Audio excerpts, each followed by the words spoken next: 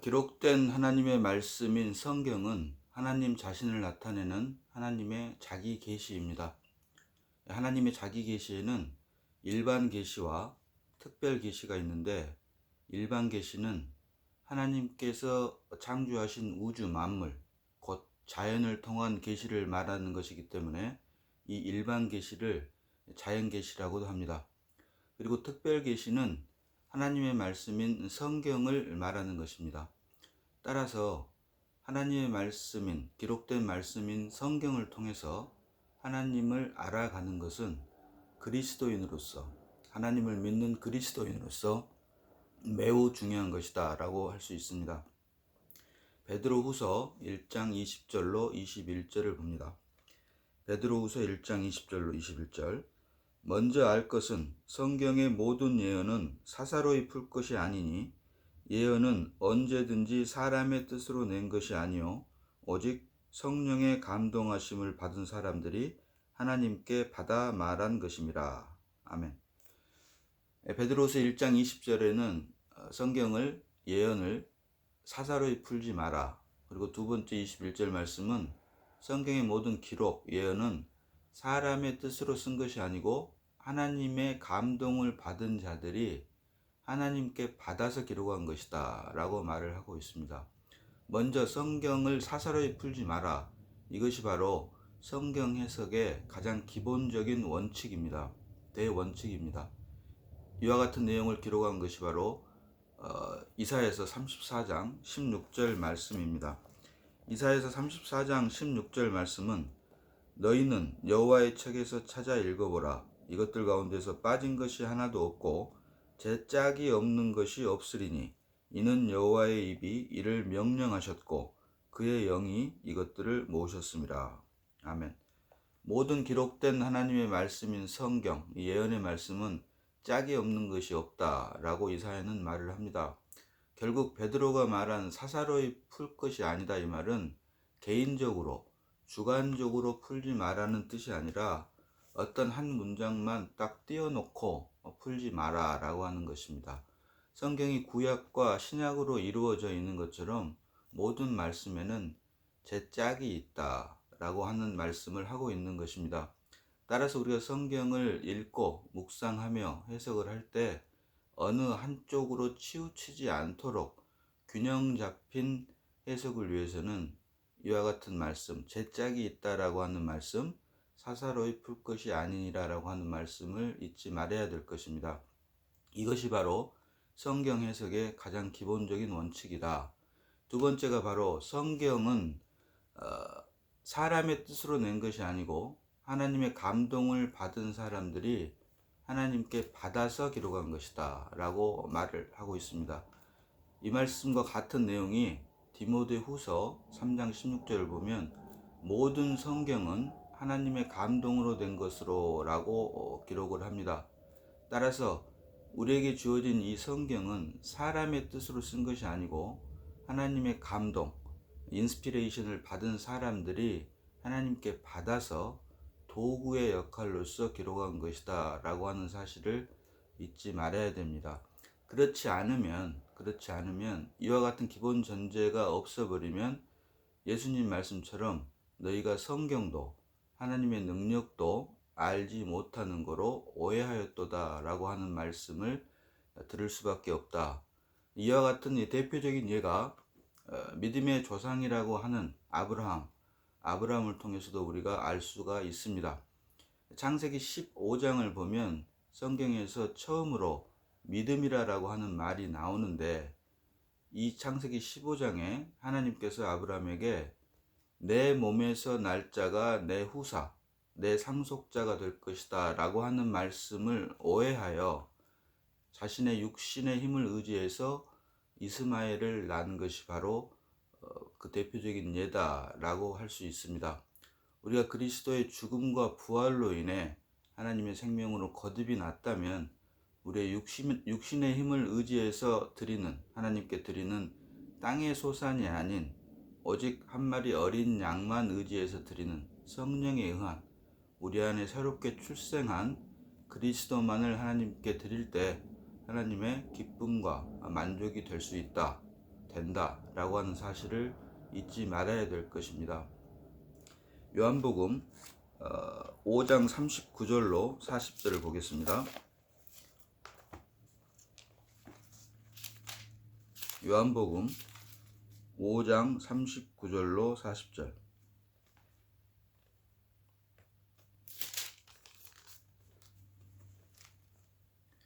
너희가 성경에서 영생을 얻는 줄 생각하고 성경을 연구하거니와 이 성경이 곧 내게 대하여 증언하는 것이니라.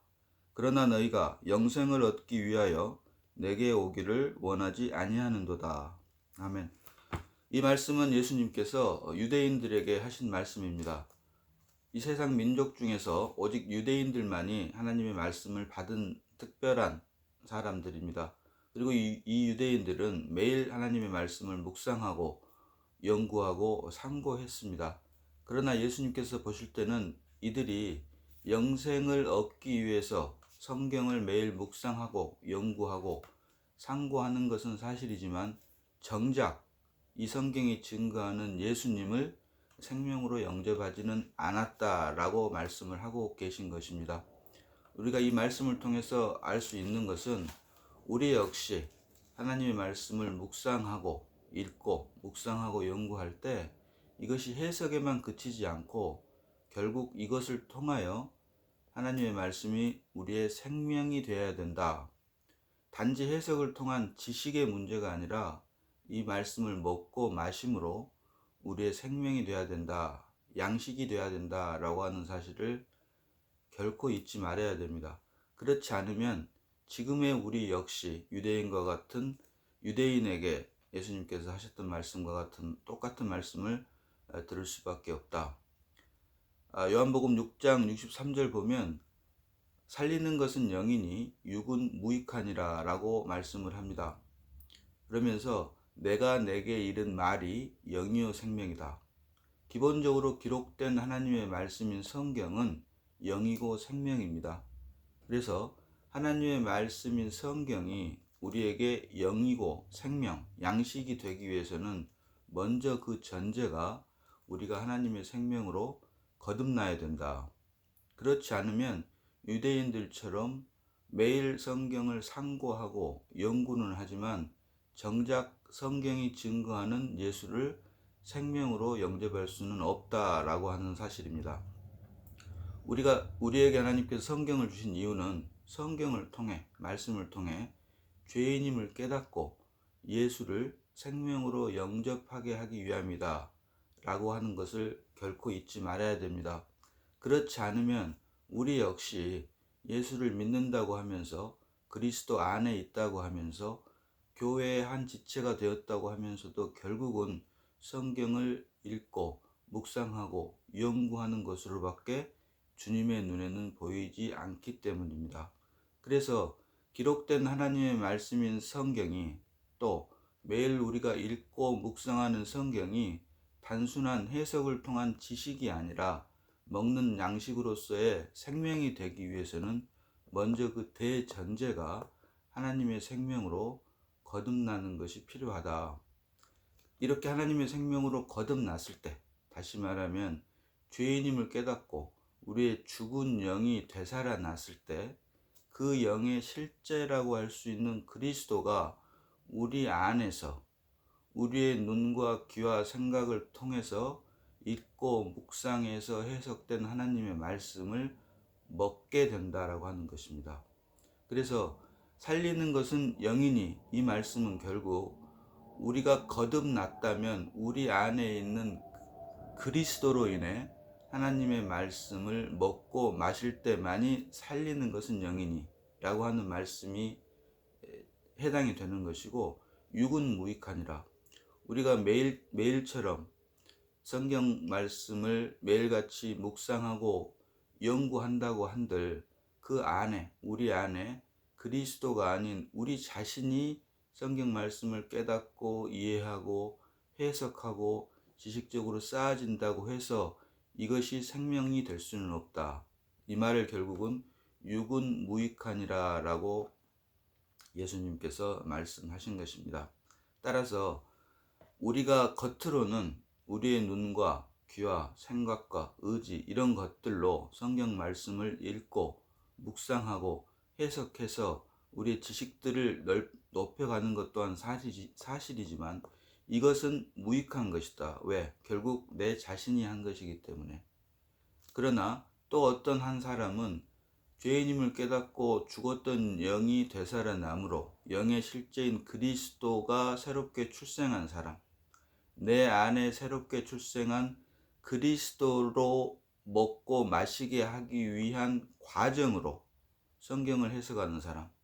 그래서 한 사람은 자기 자신의 깨달음을 위해서 성경 말씀을 묵상하고 연구를 하지만 성경이 말하는 그리스도인은 내 안에 새롭게 출생한 그리스도가 하나님의 말씀인 성경을 먹는 양식으로 먹고 마시게 하기 위해서 나를 도구로 사용하는 사람.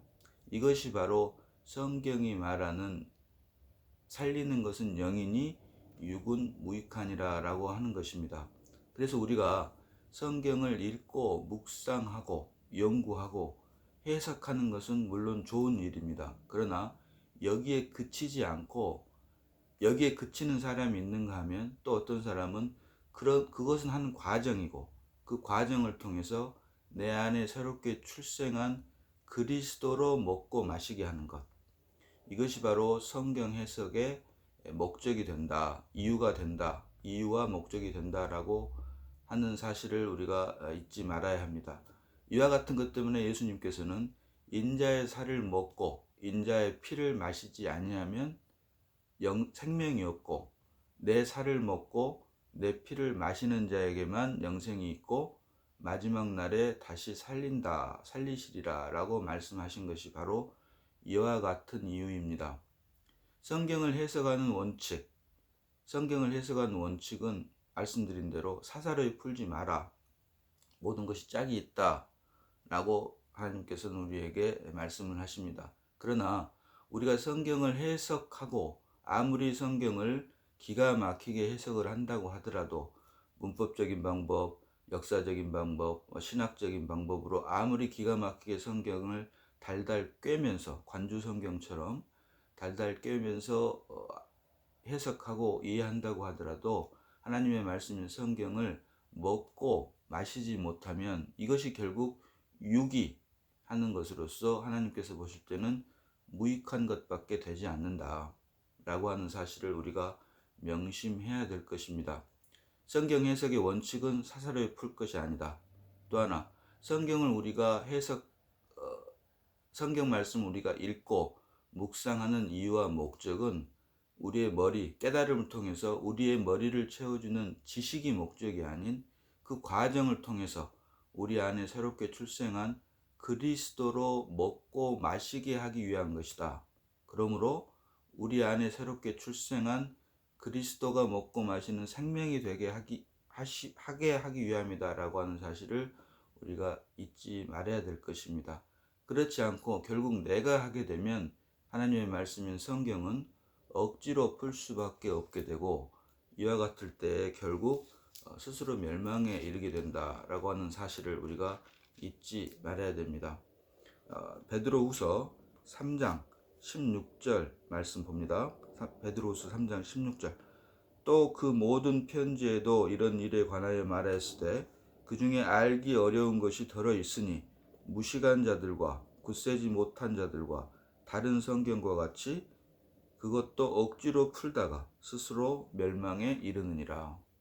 베드로는 베드로후서 3장 16절에 기록된 하나님의 말씀인 성경, 하나님 자신을 계시하는 성경을 억지로 풀지 마라 라고 경계를 합니다. 만약 억지로 풀게 되면 스스로 멸망에 이를 뿐이다. 오늘 말씀을 정리하면서 성경 해석의 원칙은 어떤 한 문장만 따로 떼어내서 사설에 풀 것이 아니다. 모든 성경 하나님의 말씀에는 짝이 있다라고 하는 사실과 성경을 매일 읽고 묵상하면서 해석하는 이유는 그 과정을 통해서 결국 우리 안에 새롭게 출생한 그리스도로 먹고 마시게 하기 위함이다. 이것이 바로 성경 해석의 목적이다, 이유이다 라고 하는 사실을 우리 모두가 다시 한번 되새기면서 오늘 말씀은 여기서 마치도록 하겠습니다.